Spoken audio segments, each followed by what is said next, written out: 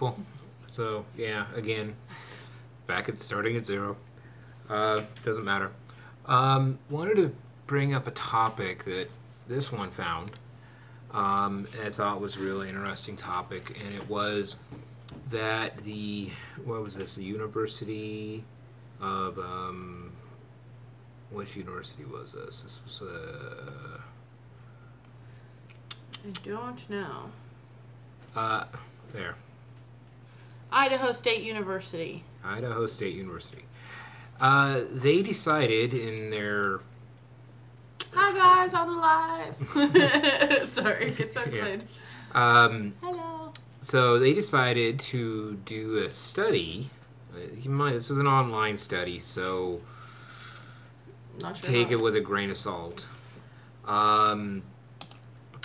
But they did a online study with a questionnaire. That was what was it? What was it? It was Hi everybody. I'm like, yay people. Sorry. It's alright. It was 9 demographic questions and 17 leisure questions. And the idea behind it was to show that BDSM is a leisure activity, to try to take some of the stigma off of it. Yeah, my camera is really bad tonight. I don't know why that is, but I don't care. Sorry guys. But no, but the thing is, they did this questionnaire with 935 people responding. That's that's a decent amount. They did a whole bunch of metrics and blah blah blah and whatever. I don't care. But what they found out was pretty much what we all know. There's nothing new about what this is. This is all, very brand new things. Thank you, Squidian. Squidin, I don't know. It just looks bad on my end anyways. But what they found out was pretty much most what we already know. We already know all this stuff. It's not like it's unusual. But now the sociology community is saying that it's a leisure. BDSM is a leisure activity. Yeah, because the 90 was it BDSM associated with a sense of personal freedom, 89.7%. No shit. Pleasure and enjoyment, 98.5. I want to know who that remaining was at 1.5% of people who are into BDSM don't do it for pleasure and enjoyment. It's like, no, they're purposely doing it to be miserable. A sense of adventure, of course, yeah, because, this is what we do. Use of personal skills, 90.8. Of course, because this is about building our skill set, about building what we can do. Interpersonal relationships, even communication, Right. negotiations. Relaxation and decrease stress. Absolutely agree there. That one's 91.4. 91.4. Do the next two. Self-exploration or exploration is 90.6. And that's pretty much right in line, because that's part of the journey of doing this, is exploring who you are, and what you're into. And of course, being that high, not shocking. And the next one is positive emotions at 96.6. Yeah. This is a really... This is all like... But it's reflecting the reality. Yeah, that's good. That's what I like about it, is that, from somebody who's inside of the community and, obviously lives it day to day, everything here is right on the money. There's nothing wrong or bad about it. Their motives, I think, were really good, because they wanted to try to destigmatize BDSM practices and try to show that it could be seen in a completely different light, including things like leisure, like going on vacation. We should put the link to this if anyone wants to. Sorry, Master, but if anyone is curious about this and wants to look it up, if you put in. I'll put in this in. What exactly is this study? Oh, let's read. Can I give this summary? Yeah. Okay, so there's a study from Idaho University that was doing a sample size of about 930 people, trying to see, their hypothesis was that, or aim was that, to determine if BDSM fits in the category of a recreational leisure activity. And their studies said that it does. And most of the statistics are over 90% for all their questions. Right, and I mean, it's an online study. This would be a great first step into actually doing a real study. That would be the next step. Now, the thing about it is that studies like that have been done, but have not taken it from this standpoint. Yeah, it's pretty awesome. The article has not a lot of information. We weren't able to read the whole thing. No. We're looking at an abstract. An abstract of it on an actual legitimate, science website, not some kind of hey, here's something wacky about in the world of BDSM. It's like, no, this is actually legitimate researchers legitimately going out and doing all of this work.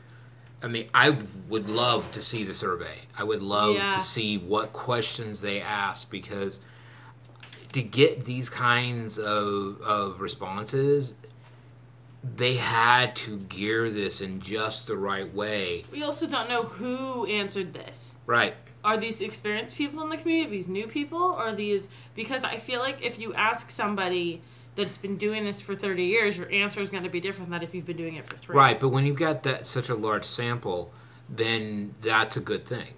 Because then you've got people, like they said, what was the other one said? Their age ranges was... Oh, it was from 18 to 70 something. Yeah, 18 to 78.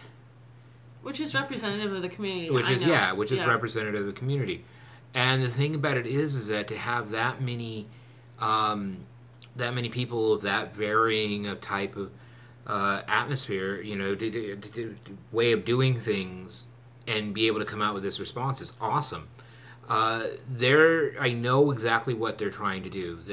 There's the what is it? The DSMR. It's a big book of mental disorders. BDSM is still classified in not the most positive light. Which is bullshit. It's been modified, but it's not fixed.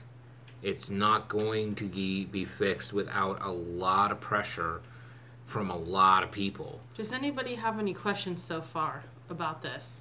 And I know you'll continue talking, I know. But just to at least put that out there. It takes us a while to receive the comments. I don't know. Yeah, I don't know why, but it does. Super delayed.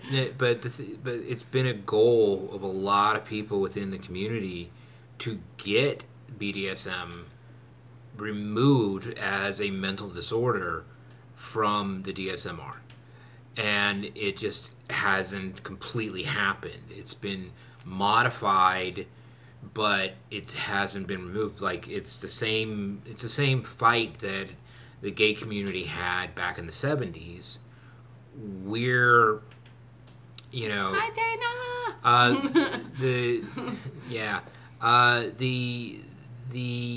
The thing is that it's like we really want this removed. We really want it out of there. It's like I was saying, back in the 70s, the gay community had the same fight, and they had to push and prod and get a few people in the right positions. The right positions. You know what I mean. But to get somebody in who can actually say, I know these people are not what we say they are, and it's time that we remove them from the book. Right now, that hasn't happened. It's still a gray area in the DSMR. I think eventually I want to do a video about the DSMR, but it's not. That's a lot. That's a lot of research to do.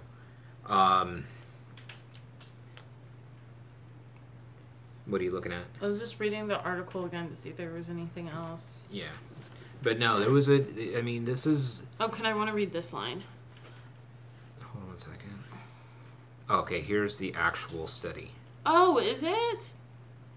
Oh, we found the actual study. Wow. Okay. It's only 7 pages. No, that's page 68. Why we only see 7 pages? 7. I don't know. We're only getting the. Oh, it's because it's just that part of the journal. Oh, okay. Wait, go back. I might miss something important. Applying Leisure 101 to simplify and complicate BDSM. Yes, it absolutely does both. Wow. So this is more homework. Yeah, I want to read this later. Yeah. Because this is a legit study. This is not some ham-fisted thing. This is a legitimate. Yeah, it's published. Published, and reviewed study. Can I read the conclusion real quick? Where's it at? Down there. Okay, so can I read it to go ahead. People? Conclusion. Words like play, fantasy, games, and toys are unambiguous in the language of BDSM. So much that their meaning and theoretical implications are assumed to be self-evident. Such words are rarely, if ever, defined in BDSM texts. Yet, wow, this is really interesting, yet these are the focus of leisure science. At the same time, scholars have casually noted that BDSM may be a form of recreational leisure, and they cited a couple sources, and few have focused directly on BDSM as casual or serious leisure, specifically, and then more sites. However, it seems that in our preoccupation with casual or serious leisure, we have skipped past many of the basic leisures more broadly. By refocusing on the basic leisures, this isn't really interesting. Perhaps more importantly, it can help to connect BDSM researchers who may be unfamiliar. I'm just skipping around a little bit. I'm trying to get to a good part for you guys. We'll put the link for this down there. Oh yeah, no, this is Happy Science. That's something that was mentioned. Yeah, it's a science. In discussing the future of leisure sciences, Stubbins noted leisure is happy science with much to contribute, and thus it needs to be expanded into other disciplines and practices. We hope this short page is sufficiently provocative to encourage scholars and professionals to build more bridges across disciplines and occupations. This is really cool. Yeah. This is the whole paper. Yeah. I think it's just an excerpt of a bigger journal. It's Journal of Positive Sexuality, Center for Positive Sexuality. That would be an interesting entire paper to read, though. Yeah, well, that'd be an interesting. This is an 8-pager, though. Yeah, this would be an interesting journal just to dig into, see what. Because that's the thing. That's one of the things you'll find. The BDSM community is very sex positive. It's not a sex negative community by any stretch of the imagination. Regardless of what you are doing with inside BDSM, there is always, intentional or not, in my opinion at least, some sort of sexual mindset or activity that happens during the play. Whether, because some people say, oh, well, playing with this particular body part, that's not sexual.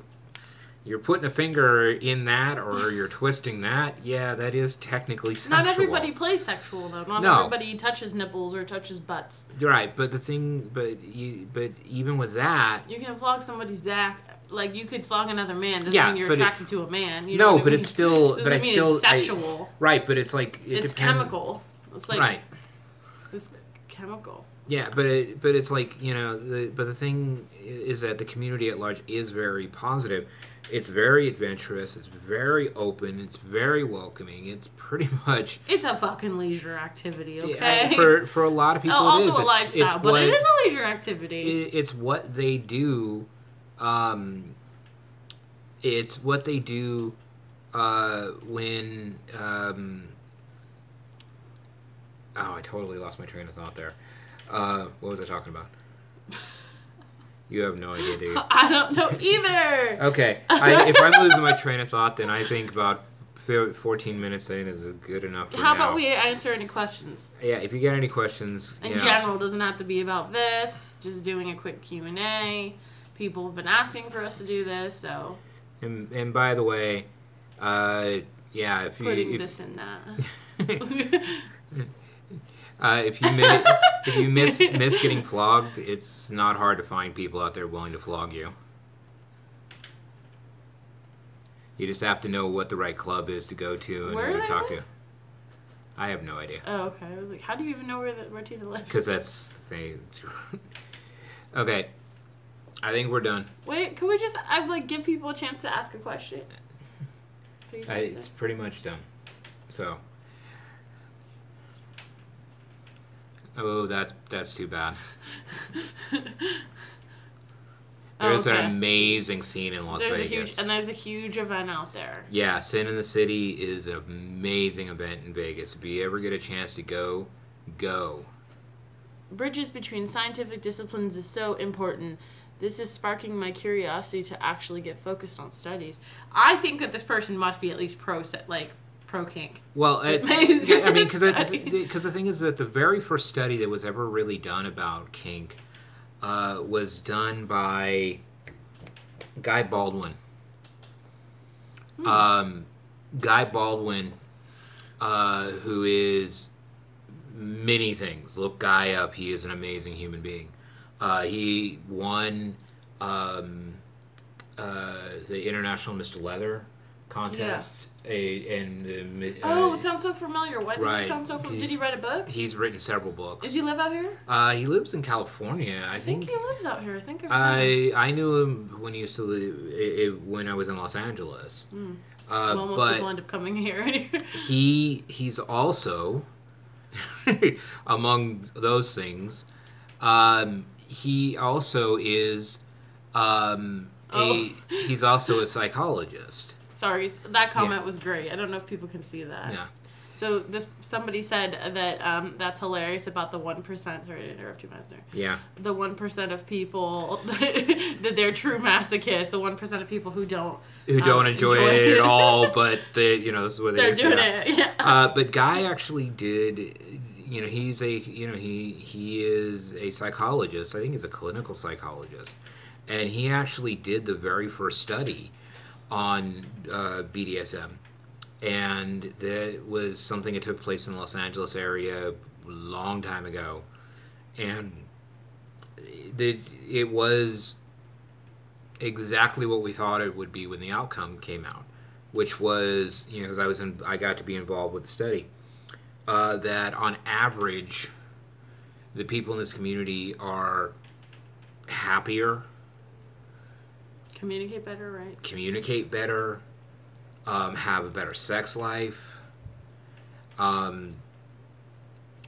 Financially, we're kind of a mixed bag, but on average, we are usually as smart or smarter than the general community. There's a lot of things that kind of go over from the gay community. As in, if you look at on the average, this is the some of the things that are part of the gay community. That's very much true about the BDSM community. And it's just like every time a report comes out, it's always BDSM is good. And then everybody throws their hands in the air. It's like, great, thank you for doing that, but what now? Now I want to know if these guys do this, they've done this study, now go after money and actually go and interview and sit down with people in the community. Okay, where is this study? It was in which one again? In Idaho or Iowa? Where was it? Yeah, I guarantee there's a BDSM community right around there. University of Idaho. Okay, let's just for the fun of it. Fat life it. Fat life it. It probably wasn't. They probably found people. I want to know. I want to know. Well, that's probably where. Okay. Yeah, I just wanted to see. Fat life had all the things. Yes. Of course, I'm going to use fat. What the hell else am I going to do? Port Chalio, Idaho. All right. Okay. I'm pretty sure I'm Idaho. Try it again. Okay.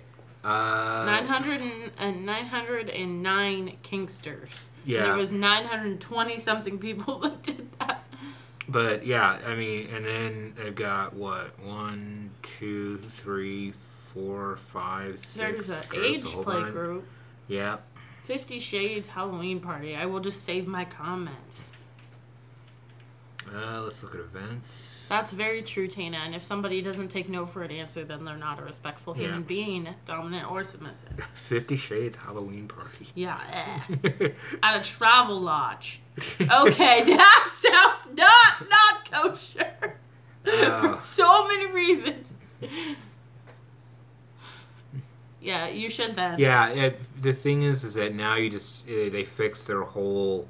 You need to be, 50 Shades what? Yeah, it's a Halloween party. But at a hotel. At a Red hotel. fucking flag. Oh, I think it's funny. In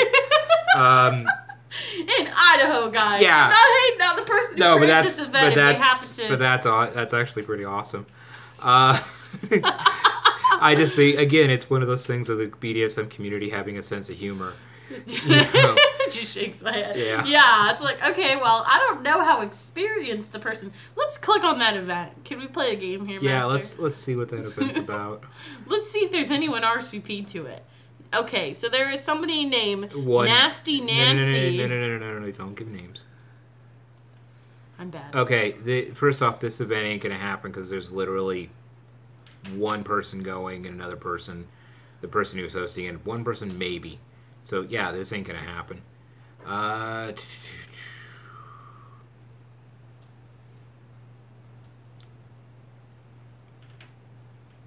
Okay. 50 Shades of fucking. Yeah.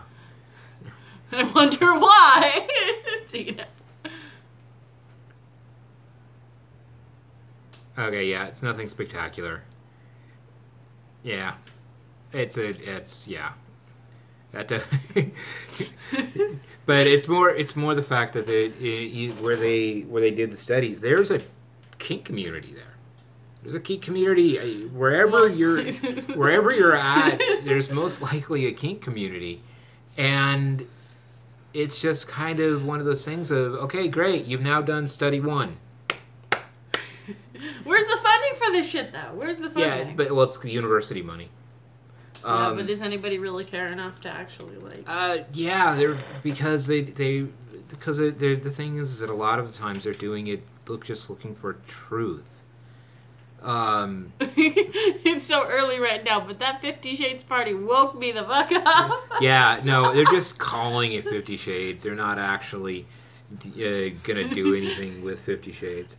They're not gonna do anything. It's gonna be them and their Hitachi alone in that hotel room. Pretty much. But wherever you're at, there's a community, and if they want to take the study to the next level, go out and talk to people in the community. Okay, we're not hard to find. It's not difficult to find us. We're not hiding that much. We're not hiding that much.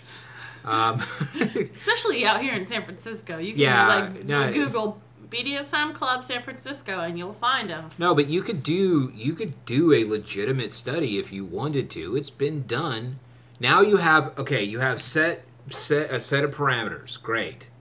Now let's take that set of parameters and put it in an actual dungeon environment or a leather event environment and run the test again. Especially if you do it at a leather event that is made very clear that this is going to happen, and you can actually sequester people to for a short period of time to do the questionnaire and totally remove it. You're not asking vanilla people these questions because they're not going. This is not about them. This is about BDSM. I'm wondering how they found these people. I guarantee. Could have been on FedLife. Could have been Fed. They could have had an ad on Fed. I think I took a survey at one point online that was on FedLife. Yeah.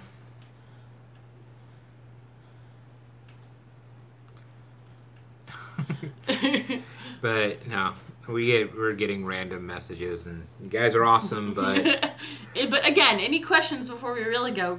This can happen where Master starts rambling. I'm gonna ramble all night long.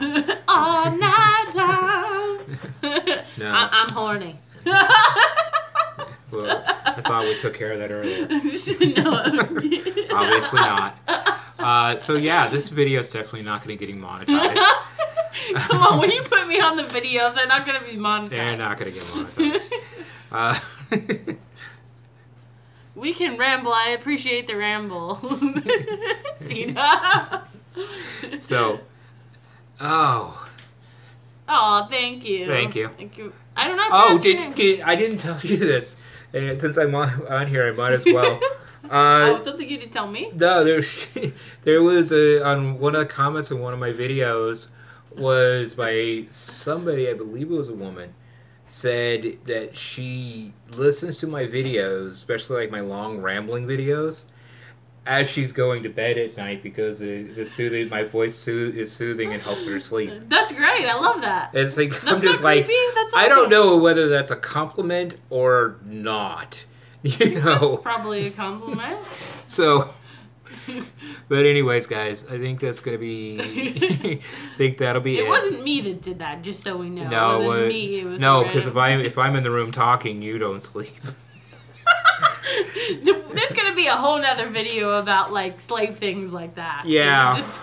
It's a compliment. Yeah, how I send you to bed like now, and so that you can get to sleep, so then I can go to sleep. Yeah, it's like being a human. Just because you're in a dynamic doesn't mean you're not a human. It's complicated. It's really complicated. This is a unicorn horn, yes. Tell by who? This is by Red Vinyl Kitty. She's currently recuperating, but she does have a store and she makes things like this. Yeah, we became friends with them and Master Previs. Right? And she made it custom for me. Yeah, and she made it for her, and then we sent her a get well package. So if you actually want to see a video of stuff that we sent her, even though all she ever said was your name. Well, I'm the one that pretty much found most. Yeah, except for the wind chimes. Yeah, this is really cool stuff. Yeah, but no, check it out. That was stuff that we got. Yeah, and I have a channel too for anybody that hasn't seen my channel. I mostly talk about slave stuff, but I ramble. And I recently did a video about sex. Again, I don't think anything I will ever get monetized, and that's okay. Oh no, and I'm also worried about the fact that now 2 BDSM channels have been taken down, but been put back up. Yeah, it happened to that lady I told you about. Yeah. Without naming names. Yeah. Somebody, a big YouTuber. Probably one of the biggest BDSM YouTubers had her channel removed for a short period of time. Said she got like 3 warnings within like 24 hours. Right. It's like there's somebody out there. Do you like making whips like craft, or do you know someone who does them? If you're talking specifically like single tail whips, snakewhips.com, I believe it is. Is it Snake Whips? I think it is. Now watch me whip, now watch stop. me whips.com, I think it is. Nope. Let me find it. It's single tail whips. Though we do have somebody out here that makes leather stuff, but I don't know if they make whips. We have like a fetish flea out here where you can buy used and new kinky stup. Usually if it's used. Snake Whips. Snake Whip. SNAKEWHIP.com. I've had friends who have used this guy before. It's not extremely cheap, but if you're looking for a super high quality single tail by somebody who knows what they're doing and is actually involved in the community tangentially, then this is a good one to go to. Economy whips. Yeah. One thing I will tell you is learn how to make your own poppers. Yeah. This is something that I've learned, and just make sure when you're doing that, that you bring a ton of them when you go to a play club. Don't be using it on... You never use a popper more than once. Unless it's on the same person. Even if it's on the same person? No, even if it's... Because if you broke because especially if you broke skin, the dried blood could get contaminated in the air. and then Go as around. it's drying, if you then reuse it, any contamination that's in that dried blood Right. could get into your body, because that's also the reason why you don't use the same popper more than once. You just change them out and give them all the time. Um, You learned how to make your own. I know we know how to make some things, but we yeah, I definitely mean, never. I have never that made I have a that video of me making flogger? the flogger. I just don't have the time, energy, or patience to sit down and learn how to do all of the the work that's needed to do it. It's one of those things that I'd rather hand it off to somebody to that. I mean, I like making my own stuff too, but Cat of 7. yeah, the thing is that I love making my own stuff too. I definitely have some of my own original toy designs, but I don't want to sit here and pretend that I know how to do everything, because I definitely don't. But I do know how to do the stuff I like to do. I know how to make, like, fire torches and other fun things. I'm really good at, like, picking out glass for fire cupping. Um, I mean, I could make a whole tutorial on those, but I just don't. Again, time, energy. I'm with work, with her, with life. It's just it's not a ton of time, and I mean, she's been getting me to sit down and do these videos, so I thank her for that. But it's just kind of like, life kind of gets in the way. What's fire cupping? Oh. Oh, you're gonna end up getting him ranting here. Wow. I'm gonna save that for another video. There's actually a few. Aw, thank you guys. If you go back through my archives, I actually have a couple of videos on fire cupping. So that might be worth exploring. But I definitely will look at doing more in the future. Ooh, love I more. think I eventually want to. I think I need to work with you and plan out a fire cups or fire series. Yeah, I You love know. fire. I like to play. It's fun. Yeah. So, Definitely but not something you want to do with a random yeah, person. I am very, very tired. Uh, she needs to go to bed. I don't have work tomorrow. She needs to go to bed because I have work tomorrow. Don't you love how that works? So, Hashtag slave life. anyways, we are now 32 minutes into a video I thought would be about 10. So, that'll be it for now. Wait, we're gonna say goodbye. I didn't see any bye comments. Bye, people. Be well and safe. Bye bye.